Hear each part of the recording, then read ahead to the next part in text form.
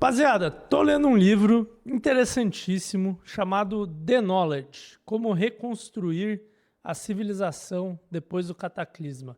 E não é um livro de negócios, obviamente, é um livro sobre ciência, tecnologia e, cara, se o mundo acabasse hoje, caísse um asteroide, vírus zumbi, acabou a civilização, como é que reconstrói ela?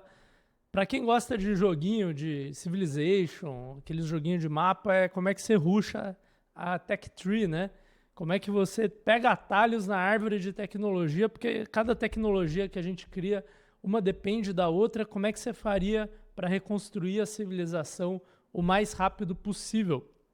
Vou deixar um link aqui da Amazon, caso alguém queira ler o livro. É um bom livro, tá? Tô gostando muito, não é de negócios, mas é enriquecedor. Inclusive me deu a ideia desse vídeo aqui, porque nesse livro ele fala sobre o carrinho de mão. Ele estava falando que tem algumas tecnologias que dependem umas das outras, mas tem outras que elas já poderiam ter existido muito tempo antes do que elas surgiram, mas elas nunca foram. E uma delas é o bom e velho carrinho de mão. Vou mostrar um carrinho de mão aqui para você na tela, né? Esse aí que a galera usa na obra, no campo. E o que que ele é? Ele é uma alavanca, né? Essa parte aqui é uma alavanca para você levantar o peso mais fácil com uma roda, né, na frente, que aí faz você transportar ele mais fácil. Um te ajuda a levantar e o outro te ajuda a transportar. Por isso que o bom e velho carrinho de mão, extremamente importante, né, na tecnologia, permitiu, por exemplo, grandes construções na era renascentista e tal. Só que tanto a roda quanto a alavanca existiam há milênios antes de quando ele foi inventado, né? Tem alguns carrinhos de mão que apareceram na China, na Grécia Antiga, mas nunca popularizou. Ele só foi popularizar mesmo como tecnologia na Europa medieval, lá por 1100. E eu achei interessante porque isso me lembrou da história da mala de rodinha, que foi inventada depois que o homem foi para a Lua. Olha essa que loucura, o homem foi para a Lua, supostamente, né? Tem os conspiracionistas aí, os monarquistas, não da monarquia, mas do monarque, que acham que talvez o homem não foi para a Lua, mas o homem foi para a Lua supostamente em 1969. E a mala de rodinha, que é basicamente pegar uma mala, que existia há muito tempo já, né? E colocar rodinha nela. Essa foi a invenção. Ela surgiu em 1970. E aí me deu a ideia desse vídeo, que é a forma mais simples de criar produtos inovadores. Seja produtos físicos, produtos digitais, software, não importa, que é o que eu chamo do princípio da Air Fryer. Bruno, por que o princípio da Air Fryer? Cara, se você for pensar, a Air Fryer, que é um produto relativamente novo, né? Ele é basicamente um forno com um circulador de ar, né? E o que é um forno? É uma resistência, né, num espaço fechado, e um circulador de ar é um ventilador num espaço fechado. E é isso, Air Fryer, não é nada além disso, né? Então, de novo, duas tecnologias, resistência e ventilador, que já existiam, e alguém falou, cara, se eu colocar esses dois juntos, sai um negócio melhor. Que, né, a paixão da galera do TikTok aí é a Air Fryer. E se você for parar para pensar, cara, todas as inovações de eletrodomésticos, por exemplo, né, estamos falando de Air Fryer, vamos falar de eletrodomésticos em geral. Todas as grandes inovações são combinações de tecnologias simples que já existem. Talvez com exceção do micro-ondas, que na época era realmente uma tecnologia nova. Mas tipo, pô, e se a gente pegar uma geladeira e colocar um filtro de água nela, para você poder pôr o copo lá e tira a água? Vira uma geladeira daquelas que você pega a água na porta. E se a gente pegar uma resistência de forno elétrico, em vez de pôr ela em cima, a gente põe ela em pé e aí põe dois espaços para pão aqui do lado. Pronto, você acabou de inventar a torradeira. E se a gente pegar uma resistência e aí colocar um ventilador nela e um tambor que gira? Aí você tem uma secadora de roupa, olha só que doido. Então, cara, todas essas tecnologias de eletrodoméstico e tal são combinações de coisas, de elementos mais básicos que a gente já tem. A cafeteira é uma resistência para aquecer a água, com uma bomba de água ali que vai passar no café e talvez um timer, né? Para você, naqueles modelos que você pode programar. Uma lavadora de louça vai ser o quê? Vai ter também uma resistência para aquecer a água, vai ter uma bomba de água para injetar e para extrair a água, né? Deve ter bomba de água na lavadora. E aquele negocinho que gira, né? Para soltar água em todas as partes da lavadora de louça. Bom, um liquidificador é um copo com motor elétrico que gira uma lâmina, né? Não tem nada demais. Se você for ver, todos os equipamentos aí da sua cozinha são combinações de tecnologias básicas, de resistência, bomba d'água, motor elétrico, um ventilador, né? São tecnologias que existem há séculos, talvez 150, talvez 200 anos, e que conforme você vai recombinando ela, você vai criando produtos novos. Tem até alguns exemplos recentes, ó. Então eu achei aqui algumas inovações aí nessa parte de produtos domésticos. Eu achei esse produto aqui, ó, o Chillomatic, que é um negócio para gelar sua latinha rapidamente, né? Então ele é como se fosse uma caixa térmica e tem um motor elétrico aqui que gira a latinha, tá vendo? E ele diz que gela a sua cerveja em 60 segundos. Faz sentido aqui, é que ele explica a ciência, né?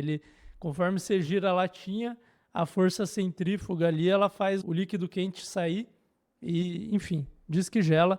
Outro exemplo aqui, isso aqui tá bombando lá fora. Isso aqui é um chuveiro com filtro, né? E se eu pegar um chuveiro e juntar com um filtro d'água? Por que que alguém queria tomar banho com água filtrada? Porque faz bem para a pele, para os cabelos. E a mulherada que já gasta tanto dinheiro, e agora os homens também, né? Gastam tanto dinheiro com produtinhos de skincare, eles podem tomar água com um filtro também, né? Então aqui tá falando até que diminui a queda de cabelo. Talvez eu deveria comprar um produto desse. Pô, agora tô fazendo vídeo aqui, vou fazer uma compra, pelo jeito. E esse princípio da Air Fryer, cara, de combinar tecnologias diferentes que já existem para criar algo novo, são coisas que você pode usar além de produtos físicos. Então, por exemplo, em cursos online, o meu curso no meu outro negócio, que é um curso preparatório para passar num certo tipo de entrevista, eu queria fazer eu sabia ensinar o conteúdo, eu poderia ter feito um curso igual a qualquer outro, mas eu queria fazer um curso em que a pessoa conseguisse se preparar sozinha, em casa, praticando, muito baseado em prática.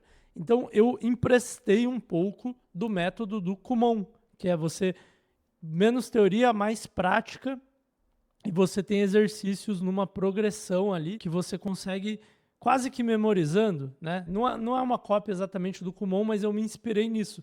Ou seja, eu peguei algumas partes do que funcionava no modelo educacional e juntei para criar o meu método para o meu nicho específico. Outro exemplo aqui interessante, agora no nicho de aplicativos, né, é o Substack. Eu não sei se você tem usado o Substack, inclusive, se cadastre no meu Substack, que eu estou produzindo newsletters lá. Deixa eu mostrar aqui ó, algumas newsletters que eu já fiz. Estou escrevendo no Substack, tá? 8 dicas de escrita que nunca funcionaram para mim. Escrevi um texto aqui sobre o algoritmo, segredos e fofocas do marketing digital. Infoproduto ainda é o melhor mercado que existe? Seu negócio deveria trabalhar para você. São textos originais, tá? Eu não estou repropositando conteúdo, então eu vou também deixar o link aqui embaixo da minha newsletter no Substack, é brunofajon.substack.com, para você poder se cadastrar na minha newsletter. Mesmo que você não use o aplicativo do Substack, você pode se cadastrar na minha nova newsletter, O Empreendedor Estratégico, e receber na sua caixa de e-mail. Mas voltando aqui ao princípio da Air Fryer, o que é o Substack? Deixa eu voltar na página inicial aqui. O Substack, ele era uma ferramenta de e-mail marketing, né? Então ele era uma coisa.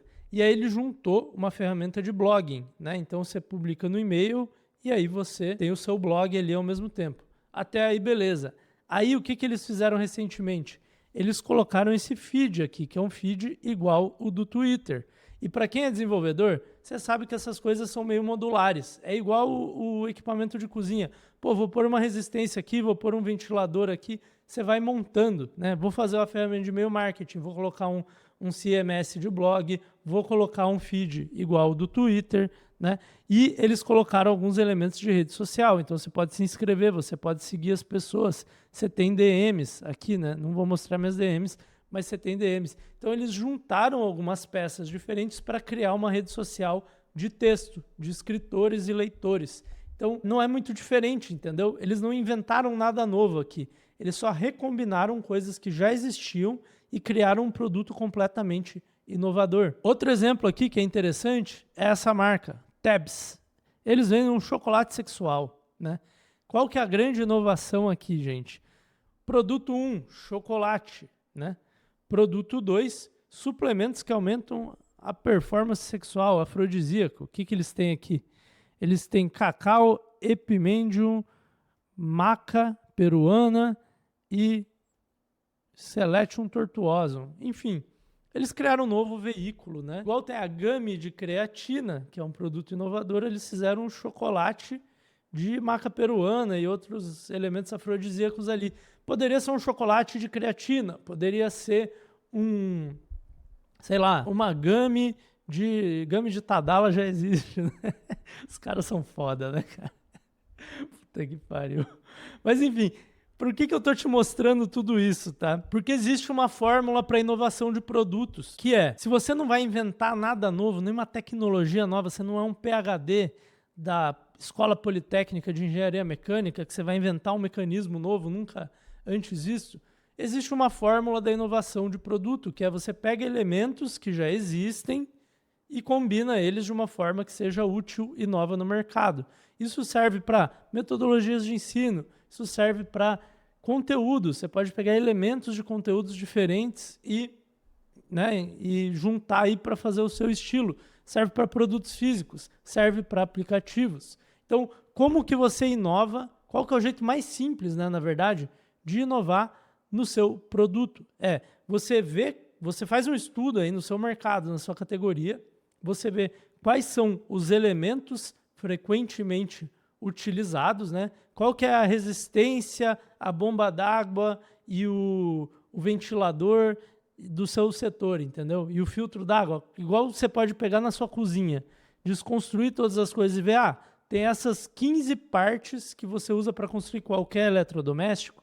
Se você tem uma rede social, você pode ir lá e falar, quais são as 15 partes que você consegue construir uma rede social? Quais são as 15 formas de apresentar um suplemento? Quais são as 15 metodologias de ensino que eu posso pôr no meu curso online? Eu posso pôr aulas didáticas, eu posso pôr exercícios, eu posso pôr checklists, eu posso pôr, gravações de fritadas que eu faço no resultado da minha audiência, né? Enfim, você pode ir analisando essas coisas e aí você vai lá e junta elas e monta o seu produto. Você rearranja esses componentes básicos em uma coisa nova e, obviamente, de preferência útil, né? Não adianta só inovar sem ser uma coisa melhor que antes, mas de repente fazendo isso você talvez chegue na sua air fryer, que é melhor que um forno e é melhor do que um ventilador, né? É um forno com ventilador. O ventilador não serve para muita coisa na cozinha, mas a air fryer é o melhor dos dois mundos, né? E aí talvez você fala, e se eu fizer uma air fryer que além do forno e do ventilador, eu tenho alguma coisa que joga vapor lá dentro? Né? Igual tem forno que joga vapor, talvez eu faça uma air fryer que joga vapor e aí isso mantém o umedecido. Sei lá, você tem que entender de princípios culinários aí para dizer se isso fez sentido ou não, mas deixa eu te mostrar outros exemplos de produtos que foram feitos com esse mesmo princípio, né? Esse aqui é o Snuggies, tá? O que eles fizeram? Um cobertor com manga. E no ápice, essa marca estava faturando 10 milhões de dólares por ano. Hoje em dia deve ter muita cópia da China disso aqui, né? Mas é muito simples, entendeu? Eu queria um cobertor, mas eu queria pegar minha taça de vinho aí, igual as moças estão fazendo aqui na foto. Cara, genial. E aí só combinou duas coisas. Outro exemplo aqui, mais recente, é a Curio, tá? Eles captaram 10 milhões de dólares já. É um brinquedo que tem chat GPT dentro, para sua criança conversar com o robô. E aí o primeiro amigo do seu filho vai ser uma inteligência artificial. E se você parar de pagar a assinatura mensal de apenas 20 dólares por mês, o seu filho vai perder o primeiro amigo dele. Eu não sei como eu me sinto em relação a esse brinquedo aqui, mas tem mercado para isso, né? Claramente. Eles combinaram duas coisas, entendeu? Um brinquedo e uma inteligência artificial. E deve ter uma caixa de som e um microfone aí para ele falar com você também, né? É um jeito de inovar, entendeu? Você olha as coisas que dá para ter. No mundo de hardware, brinquedo é uma categoria, tem muitos hardwares sendo feitos com inteligência artificial hoje em dia, inclusive a Alexa é mais ou menos isso, né? Ele só juntou essas duas coisas e criou essa empresa que acabou de captar 10 milhões de dólares e está vendendo muito. Apertei uns botões que eu não devia aqui. Então, gente, geralmente no final dos vídeos eu deixo um call to action para você ir assistir outro vídeo meu. Dessa vez eu vou mandar você ir para o Substack, no link abaixo, e se cadastrar no meu newsletter para você receber meus textos. Conteúdo original não é publicado no YouTube, porque eu quero que você vá para lá e também porque tem coisa que faz sentido escrever, tem coisa que faz sentido gravar vídeo e tem algumas coisas que faz sentido os dois, mas enfim, te vejo lá no Substack. Falou!